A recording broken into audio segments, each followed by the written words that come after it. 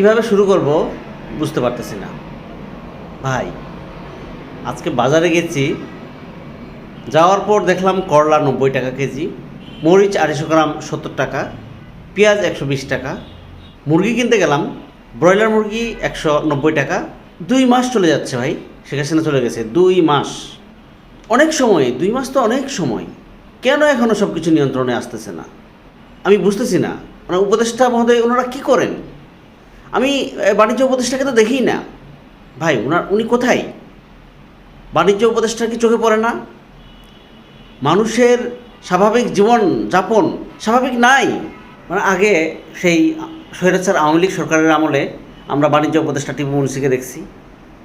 উনি যাই হোক ভাই, করাপ্টেড হোক যাই হোক, অ্যাক্টিভ তো ছিল মাঠে, মিডিয়ার সামনে, টেলিভিশনের সামনে, বউয়ের সামনে কথা বলছে, যা ইচ্ছে তাই বলছে তো, ছিল তো অ্যাক্টিভ, এই করবে সেই করবে। এরপরে যে যিনি আসলেন বাণিজ্য মন্ত্রী, উনিও তো অ্যাক্টিভ ছিলেন, এই করব সেই করব হ্যান করব, আমরা সেই বাজার মনিটরিং করতেছি, যে সিন্ডিকেট সব ভেঙে দিব। আমাদের এখনকার যে বাণিজ্য উপদেষ্টা উনি কই? উনি কী করেন? সিন্ডিকেটটা পর্যন্ত ভাই ভাঙতে পারলেন না এখনও। এটা কোনো কথা হইল ভাই? প্লিজ, আল্লাহর দোহাই লাগে আপনাদের। বাজারে যাওয়া যায় না, বাজারে সাধারণ মানুষ যাইতে পারে না। আমরা যারা মানে মধ্য আয়ের যারা মানুষ, যারা মধ্যস্বত্বভোগী ভাই, আমরা পারতেছি না তো কিছু করতে। মানে আমরা এদিকেও নাই ওইদিকেও নাই, কোন দিকে যাব ভাই? আপনাদেরকে জনগণ, ছাত্ররা, সাধারণ মানুষ সেই স্বৈরাচারের থেকে মুক্ত করে দেশকে আপনাদের হাতে দেশটা তুলে দিছে। তার মানে তো আপনারা একটা ব্যবস্থা নেবেন। আপনারা কোনো কিছুই নিয়ন্ত্রণে রাখতে পারতেছেন না, নিয়ন্ত্রণ করতে পারতেছেন না। কেন এতদিন লাগবে কেন? এখন পর্যন্ত ট্রাফিক সিস্টেম সেই আগের মতো অ্যাক্টিভ নাই। মূল রাস্তাগুলো থেকে রিক্সাগুলো সরান, মূল রাস্তায় এখন অটোগুলো চলতেছে, এগুলো সরান। কেন থাকবে এগুলা? ফুটপাথগুলো মুক্ত করে দেন না সাধারণ মানুষের জন্য। ফুটপাথে কোনো দোকান থাকবে না, 50% জ্যাম থাকবে না। আজকে গার্মেন্টস সেক্টরটাকে ধ্বংস করে দেওয়ার যত ধরনের পায়তারা, যত ধরনের মানে নেগেটিভিটি ছড়ানো, সেটা করতেছে এই চামচারাই করতেছে, যারা হচ্ছে স্বৈরাচারের চামচা। তাই এদেরকে ধরা যায় না? এটা সিস্টেমের মধ্যে আনা যায় না?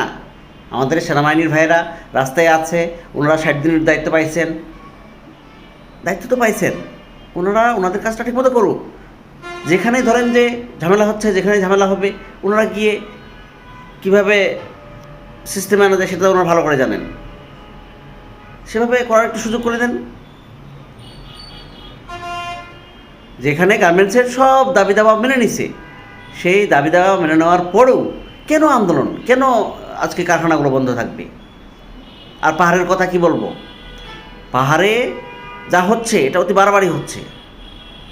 পাহাড় আমাদের, পাহাড় কারো না, আলাদা করে কারো না। ওই যারা আদিবাসী নিজেদেরকে দাবি করে সেই ক্ষুদ্র নৃগোষ্ঠী, তাদেরও না ভাই। তাদের জন্মের আগে পাহাড় কি পাহাড় ছিল না? এটা তো বাংলাদেশের ভূখণ্ড।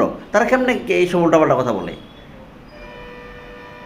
পাহাড়টাকে শান্ত রাখতে হবে সবার সহযোগিতায়, সবার পার্টিসিপেশনে।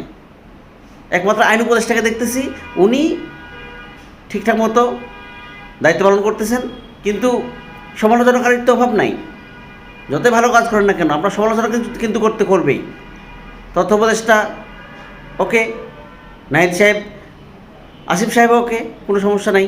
সাকিব আল হাসানকে নিয়ে উনি একটা ভালো পরামর্শ দিয়েছেন, উনি একটা ভালো উদ্যোগ নিয়েছেন, ওনাকে নিরাপত্তার কথা বলেছেন, ভেরি গুড। আমরা চাই দেশে শান্তি শৃঙ্খলা বজায় থাকুক, শান্তি শৃঙ্খলা ফিরে আসুক, দেশটা আমাদের সবার।